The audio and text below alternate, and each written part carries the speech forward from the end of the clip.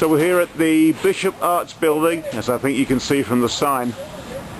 Soon to be the site of Lucia. Lucia, yeah. Lucia. David Uygur's new restaurant, and he's here today. He's going to give us a tour from front to back. So good afternoon, David.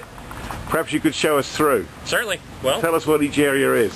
As you come in, we have a repurposed mantle, and this was taken out of a house in Jefferson, Texas. It looks Victorian. I don't know, but I don't know about style, but I just like it. It has all the the natural paint, the crackly, and the silver's coming off the mirror. And came out of Jefferson, and that essentially is going to be the host stand area. We're building a little cabinetry in there, and so they can be a little bit more functional. Looks good. And then this area, we're going to have a few seats right here. Basically, most of the seating will be banquette along the three walls with small tables, and so we have flexibility to fit pretty much any size party within reason in the space. We're going to be using lots of reclaimed stuff. Like here's some corbels. I don't remember where they're from, but just that kind of aesthetic. And lots of the tin ceilings down right now, but it'll be going back up just to kind of maintain the integrity of the look of the building. It'll have an old world ambience to it by the sound of it. Yeah, that's the theory.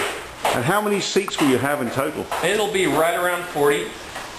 And will you be open for lunch and dinner? Yes, 5 days a week, Tuesday through Saturday. We'll have a little bit of an exhibition kitchen right here, and obviously that's going to require some imagination at the moment. But yep. Some place to show off, where the wines are stored, and also the salumi, the cured meats that I do. And then we're going to wander back into the other part of the kitchen. Minding our step on the way. Yeah, 2 steps. So we're out of the public area now. We're out of the public area, and basically right here we're going to cut a hole in this big plaster and cinder block wall, and that's going to be where we send the hot plates through. And right. This wall is where the stoves and the cooking implements are going to go. Vent it out in the bit up there. Okay, here is the not as exciting, but every bit as necessary part, which is where the dishwasher goes. Right. And what is it you have on the floor here? It says Trapzilla. Trapzilla. That's like Godzilla's brother. Right. What does a trapzilla do? It's a very efficient version of a grease trap. It's called a grease interceptor, I believe. In a space this small, we're doing lots of things so that we can be as efficient as humanly possible. Like this was small, but it's also the most efficient in dealing with grease. Like we're doing a tankless water heater so that we can get a little bit more floor space in the back. And where's my walk-in, you ask? Well, somewhere here. My walk-in is actually a 2-door refrigerator, which is going in that corner. We're going to have shelving as high up as we possibly can. You maximally use the space. Absolutely.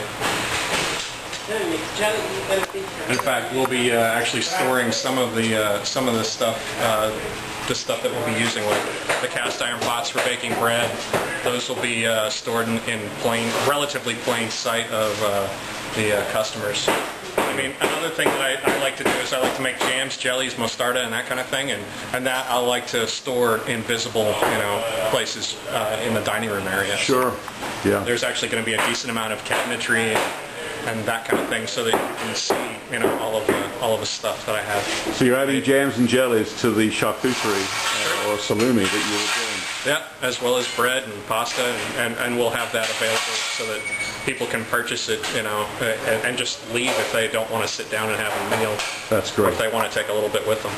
Thanks very much, Dave. Certainly.